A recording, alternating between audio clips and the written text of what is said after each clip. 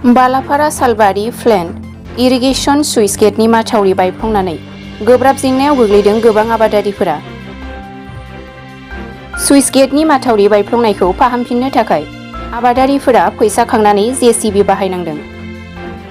चिरां जिल्ला भारत भुटान सिमनानि साखाथियाव थानाय बालाजाहार, आमलाइबादा, रानिपुर आरो गोबां गुबुन गुबुन गामिनि आबादारिफोरा दुब्लियाव आबाद मावनो थाखाय सुइस गेटनिफ्राय दै दिखांना लांनाय माथावरिया बायफ्लंना गोब्राब जेंनायाव गोग्लैनायखौ नुनो मोन्दों।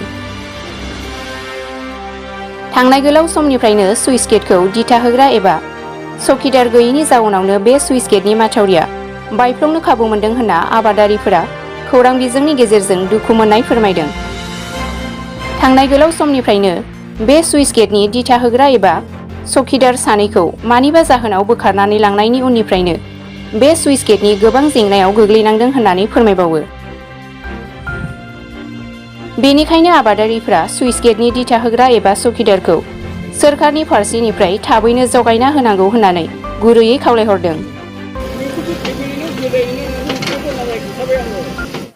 जोंनि समस्याया बेनो जाहैबाय, जोंनि बे बालाफारा सालबारि फ्ल' इरिगेसन जोंना दङमोन। बेखौहाय 2010 सनाव अपेनिं खालामनाय जादोंमोन। नाथाय 2021 सनाव जोंनि सुबिदाखौ बोखारनानै लांबाय। मा खारनाव लांखो, जोंनि दा डिभिजना सोलायबाय होननानै बेखौ लांजोबदों होननानै जों मिथिदों। क'क्राझार डिभिजननिमोन बे सिगांहाय, दा चिरां डिभिजन बानायबाय। जोङो चिरां डिभिजनाव थाबाय, जों बेखौ मिथिदों। खिन्थु चिरां डिभिजन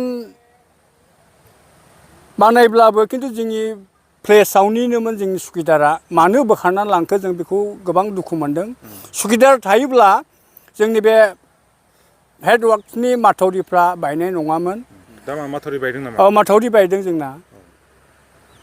दा बे माथावरि बायनायनि जाहोनाव गोबां जोंहा उसुबिदा जाबाय। दैखौ जोङो दा लांनो मोनाखै नै।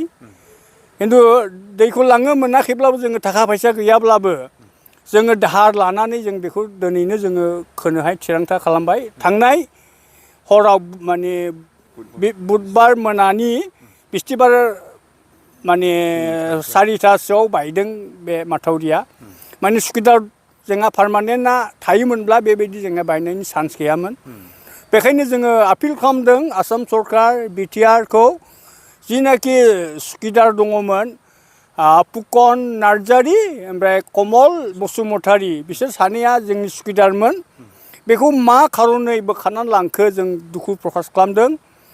जेने थेने जोंनोहाय सुकिदारखौहाय हरफिनोब्ला जों गाहाम मोनगौ आरोखि। जों सरकारखौ आपिल खालामबाय।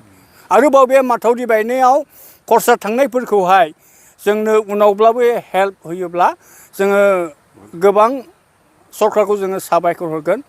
जोंहा बे सुइस गेटनि गेजेरजों 10-12टासो गामि दङ। रानिपुर, आमलाइबादा, बालाफारा, सालबारि, बेबायदिनो सुबा हिसाब लायोब्ला जोंनि गामिया 12टासो गामि बेबायदि गोग्लैयो। बाथाबारि बेबायदि गोग्लैयो आरोखि।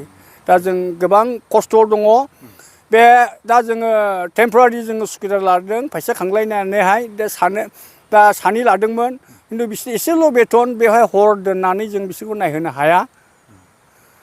ओमफ्राय दैयाथ' बेबायदिनो जोङो दिनै देरगोन गाबोन देरगोन जों बेखौ बुंनो हाया। 1 घन्टा 2 घन्टानि गेजेरावनो दैनि अखानि गेजेरजों आकाश पाताल डिफारेन्स जानानै बे बायनायनि सुबिदा थायो आरोखि। बेखायनो जोङो पारमानेन्ट सुकिदार नांगौ। बेखायनो जोङो आपिल खालामदों आसाम सरकार, बिटिआरखौ अननानै बे बालाफारा सालबारि फ्ल' इरिगेसनाव जोङो पारमानेन्ट जेन सुकिदार हरफिनो। नोंथांमोना बै बायनाय माथावरिखौहाय जेसिबि भारा लानानैहाय खोफिननायखौ नुनो मोनदों। दा बेसेबांसो खरस थांगोन बायदि? खरसाथ' बेयाव घन्टायाव जोङो 1700 करि लाबाय। दा बेसे गोबाव नाङो जों बेखौ बुंजोबनो हाथ'ले। माने हाफ्राबो एसे गोदोनाय। बेखायनो जोङो समा बावसिन नांगोन जेसिबि मावनायाबो। दा जों बेखौ जोङो डिटेल्स जों बुंजोबा। जोङो सानसेयावबो हाजोबनाय नङा नामा जों बेखौहाय सिन्था खालामदों आरोखि। मानिफ्राय जेसिबि भारा लानाय जाखो? जेसिबिखौ जोङो दाहार लानानैब्लाबो जोङो भारा लानाय जाबाय।